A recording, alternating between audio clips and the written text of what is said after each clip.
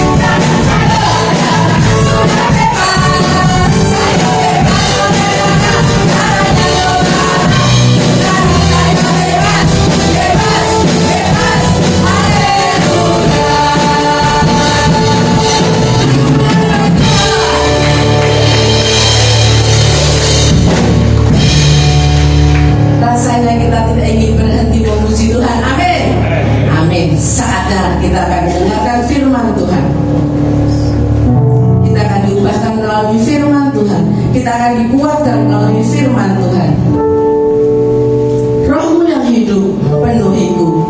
Haleluya.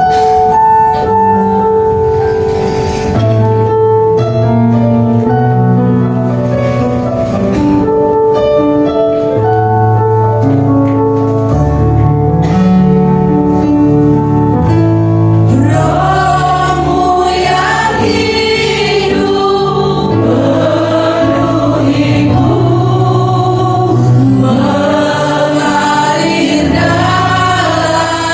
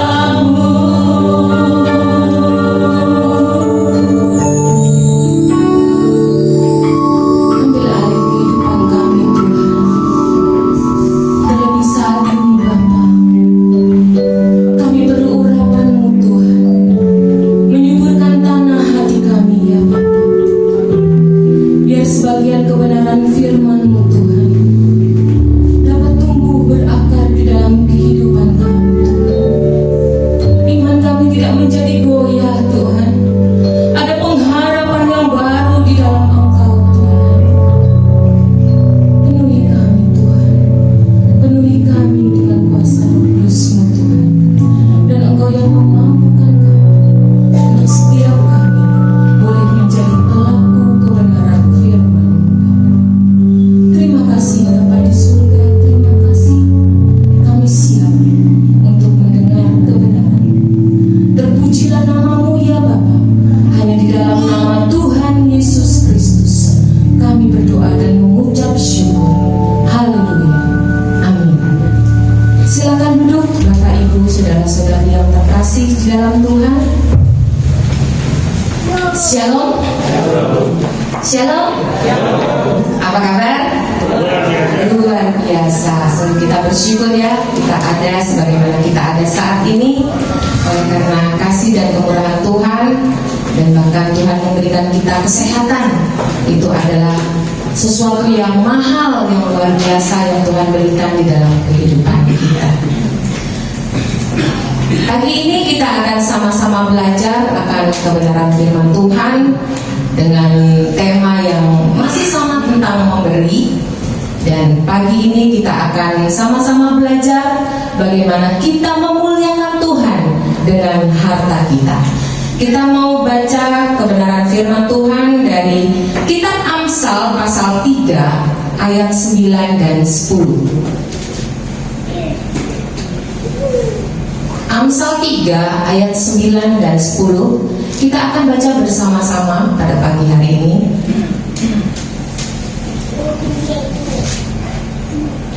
Amsal 3 ayat 9 dan 10. Muliakanlah Tuhan dengan hartamu dan dengan hasil pertama dari segala penghasilanmu, maka lumbung-lumbungmu akan diisi penuh sampai melimpah-limpah, dan bejana pemerahanmu akan meluap dengan air buah anggurnya. Amin. Untuk firman Tuhan. Mungkin satu ayat yang sering sekali kita dengar dan tidak asing bagi kita ya. Muliakanlah Tuhan dengan harta. Sejatinya kita sebagai anak-anak Tuhan, ketika kita diciptakan oleh Tuhan, kita diberikan tujuan. Ada tujuan dan maksud Tuhan bagi kehidupan kita, yaitu kita memuliakan nama Tuhan. Di dalam Yesaya 43 ayat 7, Yesaya 43 ayat 7 dikatakan, semua orang yang disebutkan dengan namaku yang kuciptakan untuk kemuliaanku, yang kubentuk dan yang juga kujadikan. Jadi kita yang telah dibentuk, kita yang telah dijadikan Tuhan, ada tujuan di dalam kehidupan kita, yaitu kita memuliakan Allah kita.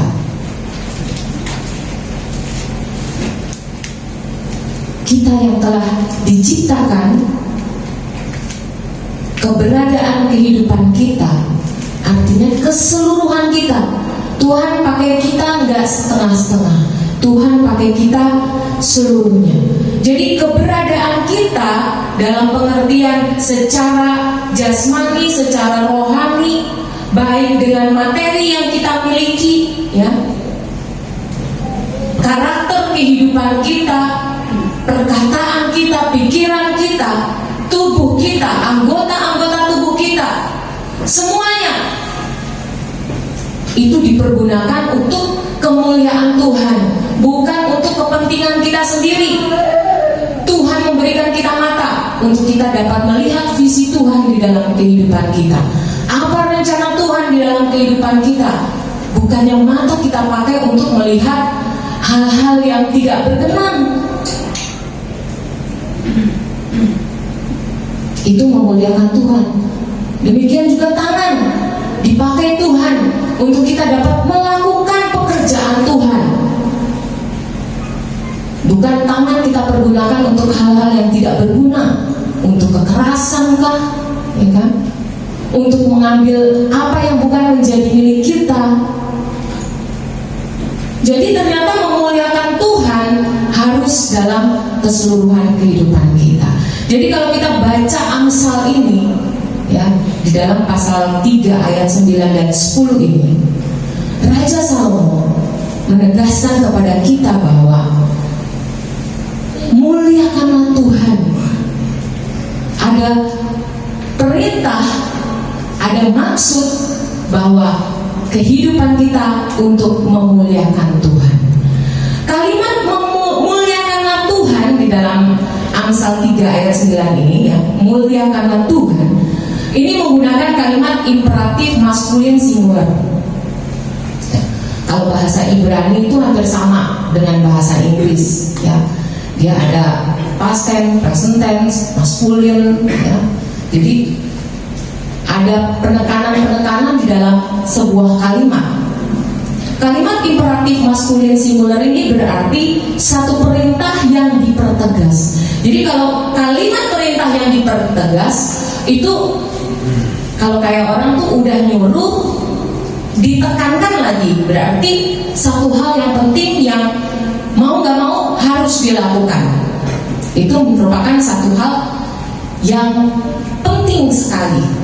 Bukan hanya penting, tapi penting sekali. Muliakanlah Tuhan. Jadi keberadaan kita memang sungguh-sungguh harus benar-benar memuliakan nama Tuhan. Nah, muliakanlah sendiri berasal dari kata kabot. Itu berarti lebih berat kepada, atau lebih condong kepada. Jadi kalau dikatakan muliakanlah Tuhan, berarti hidup kita lebih condong kepada Tuhan. Karena kan tubuh kita ini terdiri dari darah, daging, ya, kedagingan kita, dan juga roh, ya. Jadi keinginan daging itu lebih besar ketika kita telah jatuh di dalam dosa. Namun bagaimana kalau tadi perintah memuliakan Tuhan ini, kabut ini, muliakanlah, hati kita lebih condong, mencondongkan diri kepada Tuhan. Roh kita harus lebih kuat. Jadi bukan hanya memuliakan Tuhan terus udah asal-asalan, tidak, ya. Tetapi memuliakan Tuhan merujuk lebih kepada mencondongkan lebih berat mana pertimbangan-pertimbangan di dalam kehidupan kita, ya, di dalam kita mengambil keputusan yang harus kita pertimbangkan. Apabila kita mengambil keputusan A, apakah keputusan ini memuliakan Tuhan? Berapa banyak pasangan suami istri mengambil keputusan secara cepat untuk berpisah, tetapi tidak memikirkan dampak di belakangnya. Karena hari-hari ini tingkat perceraian itu sangat tinggi. Pengambilan keputusan dengan tidak mencondongkan diri kepada Tuhan dan kebenarannya, maka yang terjadi akhirnya adalah kita tidak memuliakan Tuhan. Kalau kita flashback beberapa tahun yang lalu, ya, ketika seseorang yang terkenal figurnya, ya, mengambil keputusan untuk bercerai, yaitu pilihan, ya, setiap kita dikasih pilihan.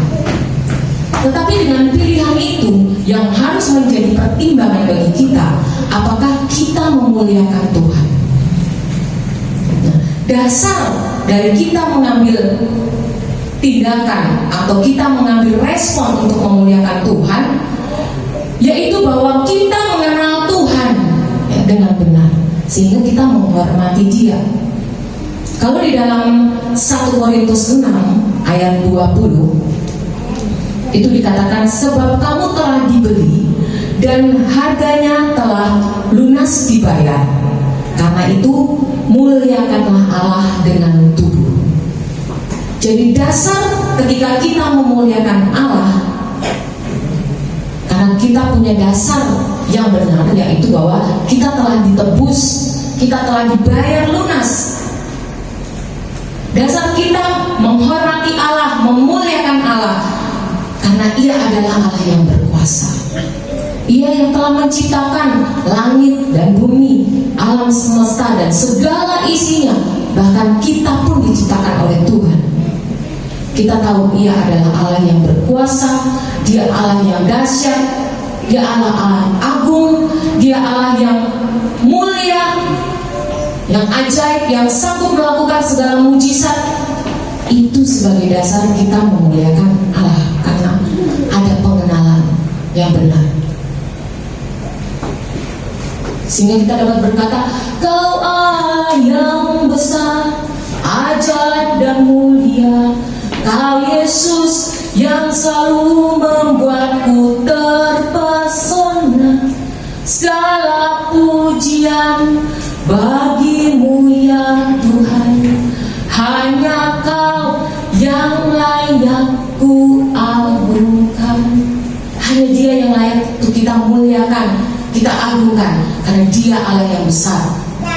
Itu adalah dasar kita memuliakan Tuhan. Lalu bagaimana cara agar kita dapat memuliakan Tuhan? Cara kita mempermuliakan Tuhan di dalam perikop ini atau di dalam ayat yang telah kita baca, dilanjutkan dengan muliakanlah Tuhan dengan harta. Harta, kalau di dalam bahasa Indonesia, harta itu adalah sesuatu yang berharga, sesuatu yang mempunyai nilai. Artinya harta itu bisa berupa harta benda, ya. Mungkin mobil yang bernilai, rumah yang bernilai tinggi, ya. Bisa uang, ya. Tapi yang bernilai tinggi juga bisa berupa jabatan, ya. Bagaimana orang harus mendapatkan jabatan bahkan sampai harus nyogok. Berarti kan jabatan nilainya tinggi, ada yang harus dibayar. Kalau murni kan harus punya kemampuan secara pengetahuan, ya, secara pendidikan, tingkat level pendidikan, itu pun mempengaruhi. Ada nilai tertinggi di dalamnya. Bisa juga tentang mental kita yang di atas rata-rata, moral kita di atas rata-rata, ya kan? Karena ikut Tuhan itu moralnya harus di atas rata-rata. Kalau orang dunia cuma bilang jangan berzina, kalau orang Kristen memandang sesamanya saja sudah menginginkan itu, sudah berzina di dalam hatinya, berarti nilai moralnya lebih tinggi. Itu harta secara bahasa Indonesia. Di dalam bahasa Ibrani hampir mirip, menggunakan bahasa hon, ya, di dalam Amsal ini, harta menggunakan kata hon yang berarti wealth, riches, price, high value. Jadi harta itu adalah orang yang memiliki banyak kekayaan berupa materi, ya, memiliki jabatan yang tinggi atau kedudukan, memiliki mental yang baik, dan memiliki kedewasaan rohani, atau dia memiliki roh yang kuat. Jadi secara psikologis, secara tubuhnya, ya, secara keseluruhannya, dia memiliki kekuatan yang besar dan memiliki kekuasaan yang besar. Kekuatan yang besar baik untuk mencari kekayaan, ya, untuk mencari istilahnya boleh dibilang berjuang mencari rezeki. Dia pun memiliki kekuasaan yang besar untuk menentukan pada posisi-posisi level tertentu. Tapi harta itu harus dipandang seperti apa sehingga dapat memuliakan nama Tuhan. Kalau di dalam Lukas pasal 12 ayat 15, di sini dikatakan, katanya lagi kepada mereka, berjaga-jagalah dan waspadalah terhadap segala ketamakan. Sebab walaupun seorang berlimpah-limpah hartanya, hidupnya tidaklah tergantung daripada kekayaannya itu. Jadi memuliakan Tuhan dengan harta, ya kan tadi dibilang dengan harta. Harta itu harus dipandang, walaupun harta itu juga penting di dalam kehidupan kita, ya, karena kalau kita lihat dunia aja bisa bilang uang bukanlah segalanya, tetapi kalau nggak ada uang bisa mati. Ya, itu orang dunia. Kalau kita anak Tuhan tidak. Uang itu bukan segalanya. Uang itu hanya sarana, uang itu hanya alat, uang itu hanya titipan. Sehingga hidup kita tidak bergantung daripada harta itu. Karena harta bagi kita sebagai manusia yang cenderung jatuh di dalam dosa, harta itu bisa memiliki dua dampak. Dampak yang pertama, harta akan membawa kita pada pengenalan akan Allah yang lebih lagi, atau harta akan menjerumuskan kita untuk kita akan semakin jauh daripada Tuhan. Kalau kita lihat ya, sungguh sangat miris ya hari-hari ini di berita bagaimana seorang yang berlimpah harta tapi memiliki keluarga yang boleh dibilang menjadi batu sandungan. Bahkan sampai media itu ngorek-ngorek semuanya ya, mulai dari kelakuan suami, kelakuan istri, kelakuan anak pertama, anak kedua, anak ketiga, itu sampai kulit-kulit. Jadi harta yang banyak itu bisa membawa kita semakin cinta Tuhan, kita semakin royal ya, mungkin di dalam memberi, di dalam berbagi kasih. Tapi harta juga bisa membawa dampak yang negatif. Kita menjadi orang yang boleh dibilang tidak memuliakan Tuhan, menjadi batu sandungan.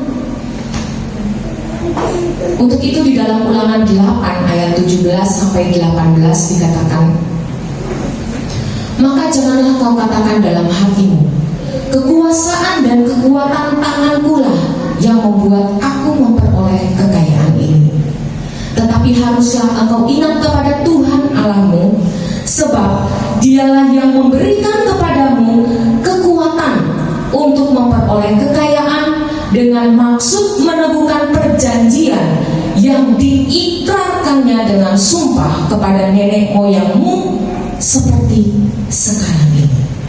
Jadi sejatinya harta yang kita miliki ya, itu bukanlah hasil dari kekuatan kita. Itu adalah karunia Allah yang diberikan pada kita dengan maksud ya, untuk meneguhkan perjanjian yang diikrarkan. Perjanjian apa? Aku akan memberkati engkau, engkau akan menjadi berkat bagi banyak bangsa. Itu adalah perkataan Tuhan kepada Abraham. Jadi kita yang adalah anak-anak Tuhan, berkat yang kita terima, karunia yang daripada Tuhan harus diberikan kembali atau disalurkan kembali untuk menjadi berkat bagi banyak orang. Jadi bukan untuk kepentingan diri kita sendiri. Kita harus pahami juga bahwa harta itu ya, kalau tadi boleh dibilang membawa jerat kepada hal yang negatif. Di dalamnya kalau orang yang memiliki harta atau mengagungkan harta itu sendiri ya, harta itu gak perlu besar. Kadang-kadang kita memiliki, anggap saja sesuatu ya, anggap aja mungkin kalau ibu-ibu misalnya apa ya, misalnya punya gelang emas atau mungkin kalung emas ya, kalau dia menganggap itu merupakan harta yang paling berharga bagi dia ya, dia akan genggam itu erat-erat ya. Nggak boleh ada yang boleh dibilang ngambil ya, nggak boleh ada yang minjem. Itu bagaimana harta itu menjadi boleh dibilang sesuatu yang kita miliki, yang kita pegang erat-erat, yang paling berharga di dalam kehidupan kita. Jadi bicara tentang harta jangan langsung berpikir, saya punya tanah di sana. Enggak. Apa yang ada pada milik kita yang itu ternyata bisa menjadi jerat di dalam kehidupan kita. Ya, kalau tadi saya bilang bisa positif, bisa juga negatif. Mengapa harta ini bisa menjadi jerat bagi kita? Kalau Tuhan bilang jangan mengabdi pada Allah dan juga kepada Mammon. Itu Mammon yang menjadi jerat. Itu karena di dalamnya itu ada keegoisan ya, bagaimana kita merasa itu semua adalah hasil saya, semua adalah upaya saya. Kita menjadi tamak di dalamnya, ingin lebih lagi, udah punya rumah 1, pengen rumah 2, pengen rumah 3, pengen lebih lagi, pengen lebih. Dengan harta yang banyak kita menjadi sombong ya. Lihat nih saya, siapa saya ya. Dengan lihat apa boleh dibilang harta di belakang saya. Orang hormat sama kita, kita mau orang tuh kalau dibilang runduk sama kita karena kita merasa kita ini punya harta. Jadi pandangan harta itu ternyata sungguh luar biasa. Maka penekanan Raja Salomo di dalam Amsal ini mengatakan, muliakanlah Tuhan dengan hartamu. Karena harta itu memang sebagai manusia yang berdosa, kita tuh udah dijerat ya. Kalau dibilang kita udah di bawah kutuk dosa, kedagingan kita lebih besar. Harta kita itulah ya. Karena manusia kan melihat apa yang di depan mata. Si A punya A, B, C, D gitu ya. Tapi Tuhan melihat di dalam hati. Ketulusannya, ya, kesetiaannya, tanpa pamrihnya. Jadi ketika kita memuliakan Tuhan dengan harta, berarti kita menghormati Tuhan yang adalah sumber berkat, yang telah memberkati kita, yang telah mempercayakan harta itu atas kehidupan kita, yang harus kita kelola dengan benar, yang harus kita pakai untuk kemuliaan nama Tuhan. Jadi apa yang harus kita lakukan ya? Dikatakan harta kita itu kita berikan juga, ada bagian di dalamnya, bagian bagi gereja, bagian bagi orang-orang yang membutuhkan, bagian bagi pelayanan Tuhan, bagi pekerjaan Tuhan. Tapi memuliakan Tuhan dengan harta ya, harus dengan landasan motivasi yang benar. Janganlah kita memberi agar dilihat orang ya. Kalau kata saya beberapa minggu yang lalu di dalam 2 Korintus 9, bagaimana kita memberi itu harus dengan hendaklah masing-masing memberikan dengan iman kita. Jadi kita memberi harus dengan pengertian yang benar tentang memberi itu, dengan kerelaan hati, tidak dengan sedih, tidak dengan paksa. Karena itulah yang berkenan di hadapan Tuhan. Di dalam Matius 22 ayat 23 itu dikatakan, celakalah kamu hai ahli-ahli Taurat dan orang-orang Farisi, engkau memberi perpuluhan ya, tapi dinyatakan di situ ada yang diabaikan, yaitu keadilan, belas kasihan dan kesetiaan. Jadi sejatinya memuliakan Tuhan dengan hartamu bukan berbicara udah kasih-kasih aja, tapi lebih mendalam, harus dengan dasar yang benar di dalam pengenalan kita akan Tuhan, bahwa kita memberi itu dengan ketulusan hati, kita memberi bukan dengan sesuatu yang untuk dilihat orang, karena itu akan menjadi satu hal yang boleh dikatakan munafik di hadapan Tuhan. Memberi dengan harta dilanjutkan lagi dengan hal yang lebih spesifik, dengan hasil pertama dari segala penghasilanmu. Muliakanlah Tuhan terlihat dari kesetiaan kita di dalam memberi perpuluhan. Dengan hasil pertama dari penghasilanmu berarti berbicara tentang perpuluhan. Bukan masalah 1/10 ya ketika kita memberi, tapi sebenarnya ini adalah bukti kesetiaan kita kepada perintah Allah ya. Bukti ucapan syukur kita kepada Tuhan, karena Tuhan telah memberkati kita secara materi. Bukan memberi perpuluhan untuk dilihat orang, untuk supaya ini nih firman Tuhan nih, kayak kemarin kan berkali lipat ya. Ada berkatnya, kita mau cari berkatnya. Kalau kayak orang mau mancing, saya mancing dulu nih dengan ikan teri supaya saya dapat ikan kakap misalnya ya.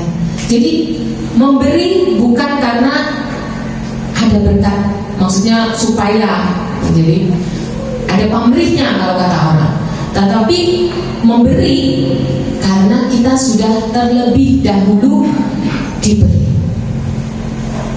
Jadi memberi bukan untuk supaya tingkat-tingkat langit dibukakan ya, kalau kalian kayak di Maleakhi ya, tentang berbicara tentang perpuluhan. Bukan berkatnya yang dikejar supaya berkali-kali lipat kita dapat, tapi ucapan syukur kita karena Allah sudah memberkati kita, karena Dia sudah memberi yang terbaik di dalam kehidupan kita. Bukan berbicara besar kecilnya, karena kalau kita bicara tentang besar kecil itu relatif ya, kayak seorang janda ya, cerita di dalam Injil Matius ya, dan Lukas, memberi dengan hanya 2 peser, sedangkan yang lain memberi yang banyak. Dia hanya memberi dengan 2 peser, tapi Tuhan katakan apa? Dia memberi dari kekurangannya, dia memberi dengan seluruh nafkah yang ada padanya. Dan kalau orang memberi dengan harta yang pada dia misalnya 100, lalu dia beri 10 misalnya. Tapi kalau dia cuma punya 10, memberikan 10, itu yang luar biasa. Tapi bukan besar kecilnya, tapi di dalam memberi itu ada iman nggak di dalamnya, ada kerelaan nggak di dalamnya, ada kerinduan nggak di dalamnya. Dan berbicara tentang perpuluhan ya, kalau dikulik lagi, digali lagi, berbicara tentang perpuluhan, mengapa harus diberikan perpuluhan? Di dalam Maleakhi 3 ayat 10 dikatakan, supaya ada persediaan makanan di rumahku. Jadi sejatinya perpuluhan, persembahan ucapan syukur yang kita naikkan di hadapan Tuhan, itu berfungsi untuk adanya persediaan makanan di rumah Tuhan ya. Karena pada masa itu ya, orang-orang Lewi itu kekurangan. Karena orang Lewi ini kan kalau di Israel, waktu pada saat Yosua mereka menerima tanah Kanaan, mereka nggak dapat tanah. Mereka hanya diberikan beberapa kota. Itu pun karena untuk ibadah. Jadi memang ada kota di mana di situ ada, boleh dibilang rumah ibadah, ya, sinagog, di mana nanti suku-suku yang lain yang mereka menghasilkan tanahnya, menghasilkan hasil panen, mereka akan bawa ke situ.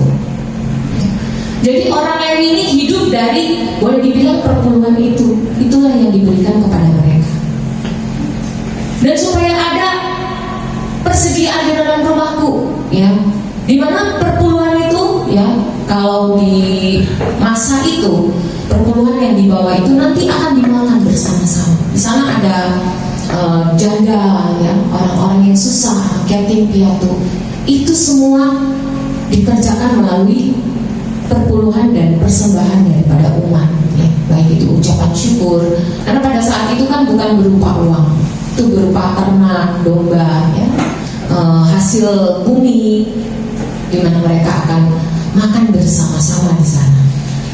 Nah, perpuluhan juga ternyata untuk program daripada pembangunan gereja, itu di dalam Esra 2 ayat 68. Bagaimana pada saat itu, ya, bangsa Israel pada masa pembuangan dan mereka harus kembali lagi ke Yerusalem untuk membangun bait Allah yang telah diruntuhkan. Disitulah Tuhan menegaskan kembali untuk dilakukannya persembahan, entah itu perpuluhan, ucapan syukur, ya, ada buah sulung, ya, ada pembayaran nasar di sana juga, ya, persembahan penebusan dosa, semua dilakukan untuk melakukan, boleh dibilang, pembangunan gereja. Jadi sejatinya perpuluhan ataupun persembahan yang dilakukan bagi gereja itu dilakukan untuk pemenuhan keseluruhan agar peribadatan atau mezbah Tuhan itu dapat dilakukan dengan sebaik mungkin. Artinya tidak ada, boleh dibilang, hambatan ketika melakukan peribadatan untuk memuji, memuliakan Allah. Dan hasilnya nggak sampai di situ. Ketika kita melakukan yang dinamakan memuliakan Tuhan dengan harta kita, maka lumbung-lumbung, ya, ada berkat yang sudah Tuhan sediakan.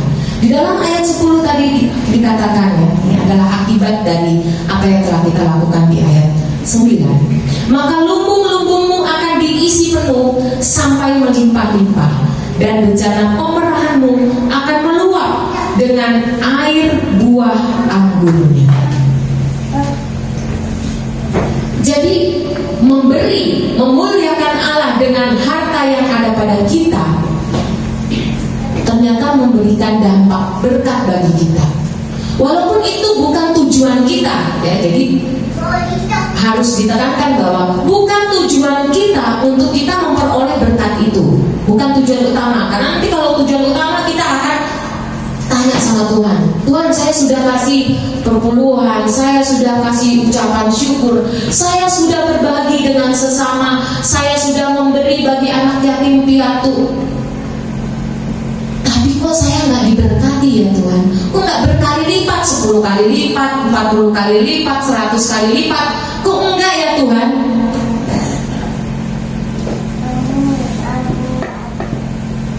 Jadi memberi, tadi saya udah katakan tadi di awal bahwa memberi itu bukan untuk kita diberkati, tapi kita memberi karena kita sudah diberkati. Tapi firman Tuhan tetap menyatakan bahwa tetap ada berkat, ada upah yang disediakan bagi orang yang mau memuliakan Tuhan dengan hartanya, yaitu maka lumbung-lumbungmu akan diisi penuh sampai melimpah-limpah. Secara jasmani kita nggak akan pernah kekurangan berkat jasmani kita, entah itu makan, pakaian. Tuhan akan sediakan dengan berbagai macam cara. Jadi Tuhan harus lebih mendapat prioritas utama di dalam kehidupan kita, sehingga berkat Tuhan itu boleh kita terima. Berbicara tentang perpuluhan, persembahan, ucapan syukur yang kita berikan, saya nggak mau menghitung-hitung apa yang telah saya berikan kepada Tuhan. Saya belajar bahwa apa yang sudah saya beri itu harus saya lupakan. Tetapi apa yang telah saya terima berkat daripada Tuhan, itu yang harus saya ingat, agar kita dapat menyaksikan. Jadi sehingga kita nggak, kalau kayak orang dunia ya, kita terima berkat dari orang, kita mudah lupakan gitu ya. Kita harus mengingat juga jasa-jasa orang yang telah memberkati kita, karena Tuhan memberkati kita melalui mereka. Tapi bagaimana berkat jasmani itu ketika kita melakukan ya, segala sesuatu untuk memuliakan nama Tuhan? Saya percaya bahwa berkat materi itu Tuhan pasti sediakan. Jangan pernah takut ya. Saya mengalami ya, ini boleh dibilang saya merasakan bagaimana jatuh jatuh ya. Tapi Tuhan menyediakan jalan keluar. Ada berkat yang harus disyukuri hari demi hari. Setiap kita nggak pernah tahu ketika kita melihat orang yang tertawa ya, dia mungkin nggak punya masalah ya. Tapi setiap kita punya masalah. Tapi ketika kita belajar memberi apa yang menjadi bagian Tuhan di dalam harta kita untuk kita memuliakan Tuhan, percayalah ada berkat yang Tuhan berikan, lumbung-lumbung di dalam kehidupan kita akan melimpah-limpah. Bejana pemerahanmu akan meluap ya. Berbicara tentang apa? Rohani kita, iman kita dibangun sedemikian rupa. Buah-buah roh kita meluap. Jadi betapa dahsyatnya di dalam hal pemberian memuliakan Tuhan dengan harta kita. Jadi jangan pernah takut untuk kita memberi. Jangan pernah takut untuk kita menyebar harta kita ya, karena nggak akan pernah berkekurangan orang yang menyebar hartanya bagi kemuliaan nama Tuhan. Sebagai ayat penutup Roma 12 ayat 1, karena itu saudara-saudara, demi kemurahan Allah, aku menasihatkan kamu, supaya kamu mempersembahkan tubuhmu sebagai persembahan yang hidup, yang kudus, dan yang berkenan kepada Allah. Itu adalah ibadahmu yang sejati. Amin. Kita mau siapkan hati kita. Kami bersyukur Tuhan, kebenaran-Mu Tuhan memampukan kami Bapa. untuk kami mengerti Tuhan bahwa memuliakan Engkau adalah prioritas kami di dalam kehidupan kami. Tuhan, mampukan kami melakukan seperti apa yang Engkau mau. Mampukan kami Tuhan untuk kami tidak terpaut dengan harta kekayaan yang ada pada kami. Mampukan kami Tuhan untuk kami terus memandang kebesaran-Mu, untuk kami menghormati Engkau Tuhan dengan harta yang telah Kau berikan pada kami, untuk kami salurkan, untuk kami bagikan, untuk kami berikan bagi pekerjaan-Mu Tuhan, bagi pelayanan-Mu Tuhan, bagi orang-orang yang membutuhkan ya Tuhan. Berikan kami kepekaan-Mu Tuhan. Buat kami mengerti bahwa kami memberi bukan untuk kami diberkati. Kami memberi bukan agar lumbung-lumbung kami menjadi penuh. Kami memberi bukan untuk dilihat orang, namun kami memberi karena Engkau telah memberi kepada kami lebih besar daripada apa yang kami pikirkan ya Tuhan. Kami memberi dengan apa yang ada pada kami. Tuhan, kami tahu hidup kami adalah perpanjangan dari tangan-Mu Tuhan. Beri kami hati seperti hati-Mu Tuhan dalam segala keberadaan kami. Mampukan kami Tuhan, mampukan kami Tuhan, mampukan kami Tuhan menjadi saksi-saksi-Mu Tuhan, saksi-saksi yang hidup ya Tuhan, saksi-saksi yang berkenan di hadapan Tuhan, sehingga kami menghasilkan buah-buah roh lebih lagi Tuhan, untuk kemuliaan nama-Mu Tuhan Yesus.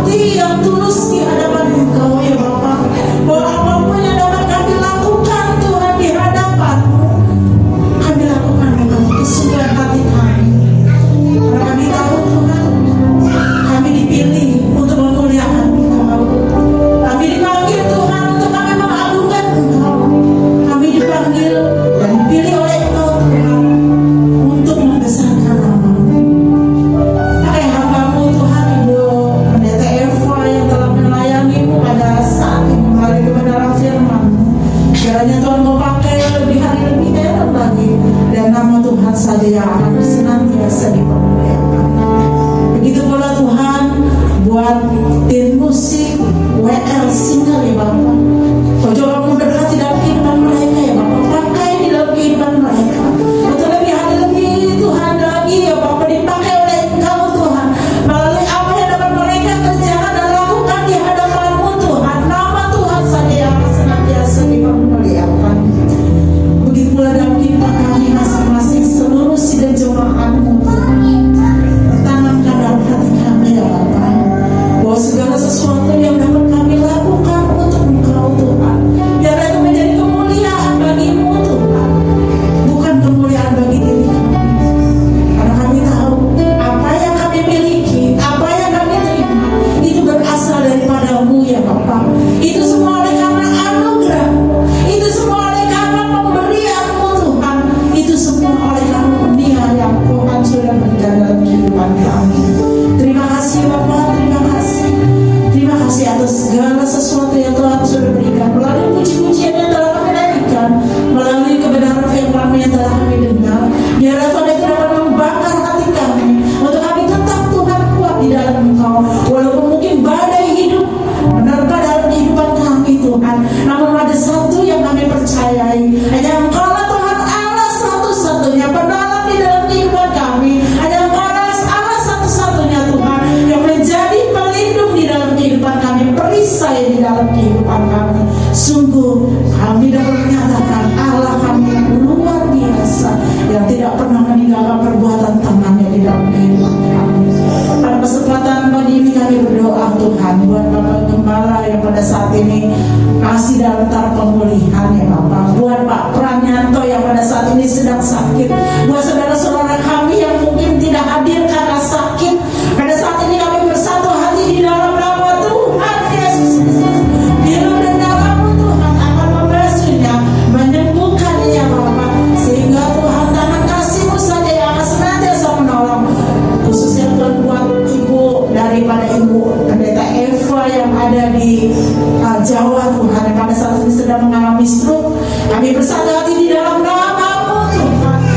Biarlah Tuhan akan memberikan kesembuhan dan berikan Tuhan kepadanya ya Bapak satu kekuatan Tuhan di dalam masa-masa pemulihannya, dan nama Tuhan saja yang akan senantiasa dipermuliakan. Bapak yang di surga, Kau tahu akan bagaimana kedatangan kami pada saat ini atau pagi ini Tuhan. Kiranya Tuhan, jika ada di antara kami yang sedang mengalami satu pergumulan, mari Tuhan Kau campur tangannya Bapak. Kau memberikan Tuhan jalan keluar yang luar biasa yang daripada-Mu Tuhan akan Kau berikan dalam kehidupan kami. Mungkin pada saat ini kami sedang mencari pekerjaan, mari Tuhan Kau akan membuka jalan dalam pekerjaan, sehingga anak-anak-Mu Tuhan dapat bekerja ya Bapak. Mungkin pada saat ini Tuhan mereka sedang mengalami satu ujian di dalam Tuhan perekonomian mereka ya Bapak. Mari Tuhan Kau akan memberkati dalam kehidupan mereka. Apapun Tuhan yang menjadi keluh kesah kami di hadapan-Mu, kami dapat menaruhkan di bawah kaki-Mu Tuhan, dan kami pulang dengan sorak-sorai, karena Engkau adalah Allah yang luar biasa. Engkau adalah Allah yang senantiasa menyertai dalam kehidupan kami. Engkau adalah Allah yang tidak pernah Tuhan meninggalkan perbuatan tangan-Mu dalam kehidupan kami. Itulah janji-Mu Tuhan. Engkau berkata jangan takut, Engkau berkata jangan tawar hati, Engkau berkata Tuhan tidak boleh kami khawatir, karena Engkau akan menyertai dalam kehidupan kami. Janji-Mu ya dan amin Tuhan. Kami pulang dengan penuh sukacita oleh karena tangan kasih-Mu menolong dalam hidup kami. Kalau sebentar kami akan memberikan persembahan kepada-Mu Tuhan. Berkati dalam tiap-tiap pekerjaan kami, sehingga kami dapat mengembalikan apa yang Kau ingini dalam kehidupan kami. Terima kasih ya Bapak yang di surga. Kalau sebentar kami akan meninggalkan rumah-Mu Tuhan, biarlah sukacita yang daripada-Mu, damai sejahtera yang daripada-Mu akan Tuhan mengantar dalam kehidupan kami. Kita akan nyanyikan hati kita untuk kita mendapatkan berkat. Kiranya saudara yang kasih oleh Tuhan, di dalam Allah Bapa, Allah Anak, dan Roh Kudus, pulanglah dengan kita membawa berkat dari Allah yang senantiasa menolong di dalam kehidupan kita, dari Roh Kudus akan senantiasa menyertai di dalam kehidupan kita dari sekarang sampai selama-lamanya, sampai Dia datang yang kedua kali. Haleluya.